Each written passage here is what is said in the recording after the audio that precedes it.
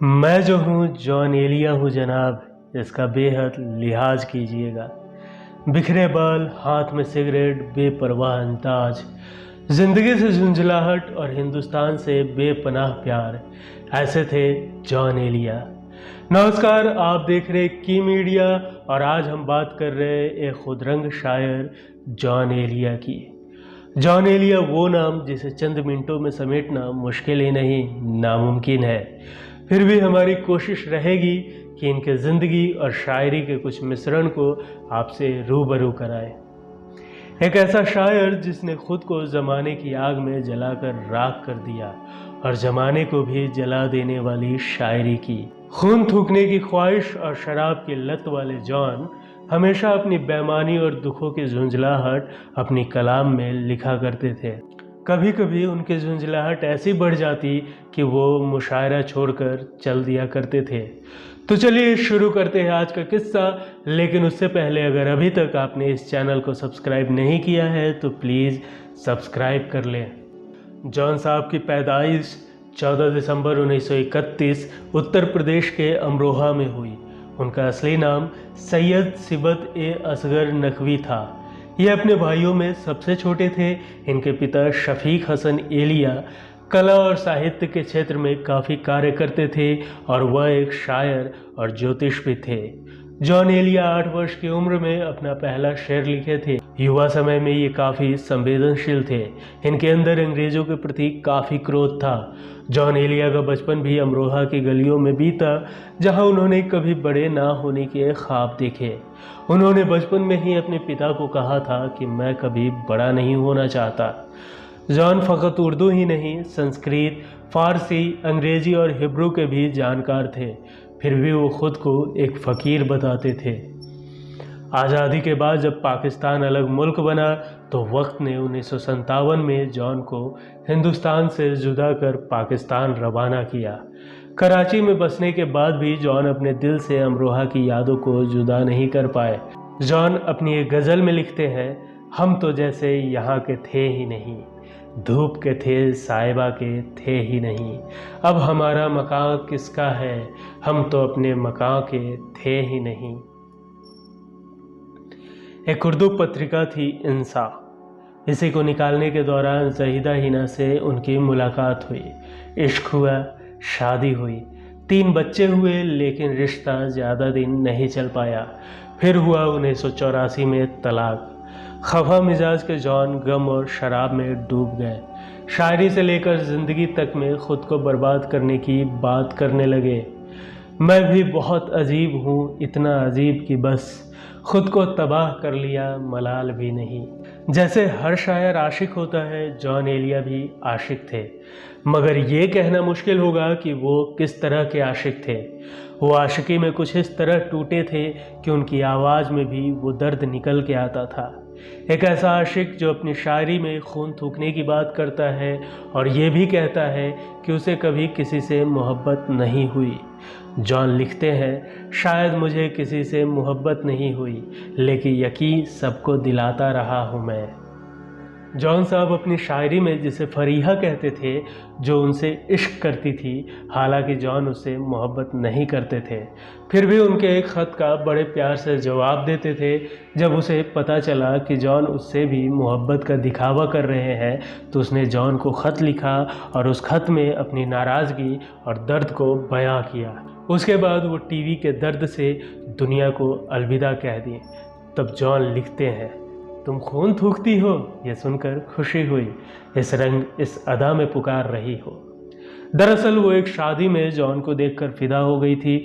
John नहीं चाहते थे कि उन्हें भी रुसवाई झेलनी पड़े, लेकिन इश्क अगर रूह से ना हो तो पता चल ही जाता है। फरीहा को जब टीवी हुआ तो उन्हें खून की उल्टियाँ होती थी और उसके जाने का जॉन पर बहुत गहरा असर हुआ। जॉन खुद भी उसकी तरह खून थूक कर मौत पाने की इल्तिजा करने लगे। ये मुझे चैन क्यों नहीं पड़ता, एक ही शख्स था जहां में क्या। एक शायर इश्क में जितना बेचैन होता है, उसके शायरी पढ़ के लोगों को उतना ही चैन मिलता है। जॉन साहब इस बात की बेहतरीन मिसाल है। जॉन अपनी ज़िंदगी के गम को भी बहुत खुलकर जीते थे। वो लिखते थे, शर्म, दहशत, झिझक, परेशानी, नाच से काम क्यों नहीं लेती? शर्म, दहशत, झिझक, परेशानी नाच से काम क्यों नहीं लेती? आप, जी, वो, मगर ये सब क्या है? तुम मेरा नाम क्यों नहीं लेती?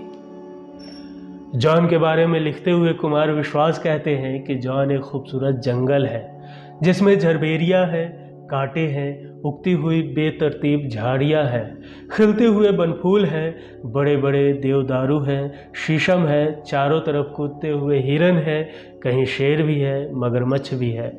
जॉन आपको दो तरह से मिलते हैं, एक दर्शन में, एक प्रदर्शन में। प्रदर्शन का जॉन वह है जो आप आमतौर पर किसी भी मंच से पढ़े तो श्रोताओं में खूब कोलाहल मिलता है।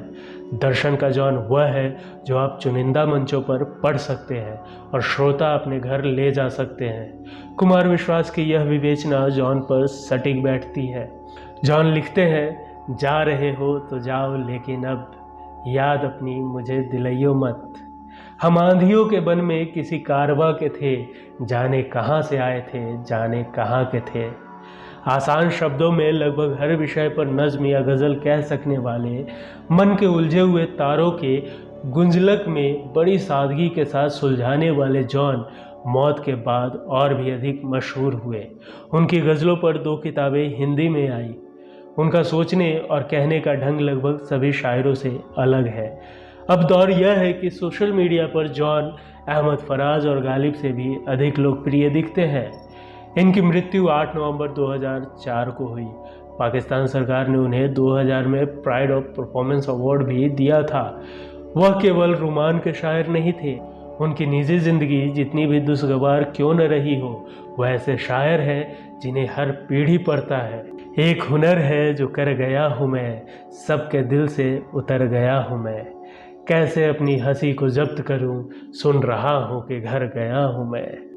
कभी खुद तक पहुंच नहीं पाया, जबकि वहां उम्र भर गया हूं मैं।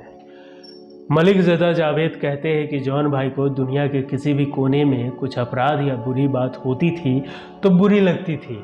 वो बेहद संवेदनशील हो जाते थे। जॉन भारत पाकिस्तान को लेकर कहते थे, हाँ अमरोह का था, भारत का था, भारत का ही रहा। मलिक ज़दा मंजूर अहमद जानते हैं कि मैं जब पाकिस्तान से भारत आया तो अमरोहा पहुंचकर उस मिट्टी में लौट गया था। मैंने चूमा उस मिट्टी को यार, मैं भारत का ही हो सकता था और हो सकता हूँ। कई दिन तक तो मैं माना ही नहीं कि मुल्क के 2 टुकड़े हो गए हैं। मैं इस विभाजन के खिलाफ था, मुखालिफ था इस तरह की तकसीम का, लेकिन जाना पड़ा। फिर आना भी चाहा, लेकिन आ नहीं पाए। उस दौर में भारत पाकिस्तान में फ़र्क को लेकर जॉन कहते हैं, फ़र्क यह है कि आपके यहाँ यानी मेरे भारत में फ़नकार के लिए बंदिश नहीं रही कभी। हमारे यहाँ जो लोग थोड़े से ऊपर पहुँच जाते हैं वे किसी शायर, अदीब या फ़नकार को नहीं मानते। आपके यहाँ पंडित जवाहरलाल नेहरू अपने गले का हार पंडित सूर्यकांत त्रिपाठी निराला को देते हैं। लाल बहादुर शास्त्री बड़े गुलाम अली खां साहब का तानपुरा उठाकर चलते हैं और अटल बिहारी वाजपेयी मेहदी हसन के इलाज की पेशकश करते हैं। मेरे साथ कराची में क्या हुआ जानते हो? MQM पार्टी का मुशायरा चल रहा था। अरे उनका कोई लीडर आया, सब उठे, मैं नहीं उठा। फिर मैंने कोई सच्ची बात बोल दी, उनके कारिंदों ने मुझे स्टेज से फेंक दिया। यह फ़र्क है भाई। पाकिस्तान को बुरा नहीं कहता मैं, लेकिन मेरी रूह भारत में रही है जानी। दूसरी बात यह कि आपको यहाँ कोई भी कुछ भी बोल सकता है।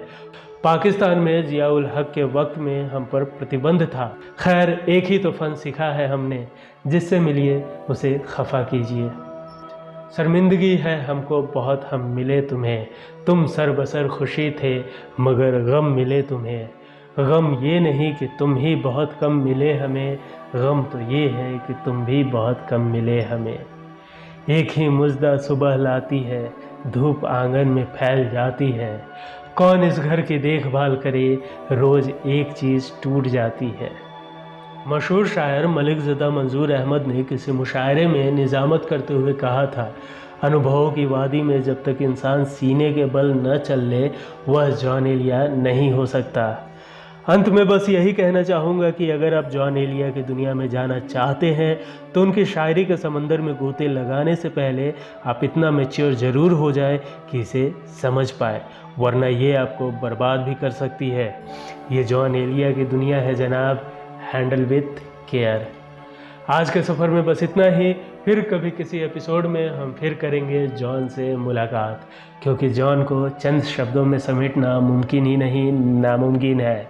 ऐसे ही हम अलग अलग हस्तियों के अनसुने किस्सों को लाते रहेंगे। वीडियो आपको कैसा लगा हमें कमेंट कर ज़रूर बताएं।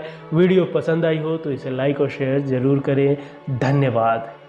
उम्र गुजरेगी इम्तिहान में क्या, दाग ही दोगे मुझको दान में क्या। यूं जो तकता है आसमां को तू, कोई रहता है आसमां में क्या। ये मुझे चैन क्यों नहीं पड़ता, एक ही शख्स था जहां में क्या।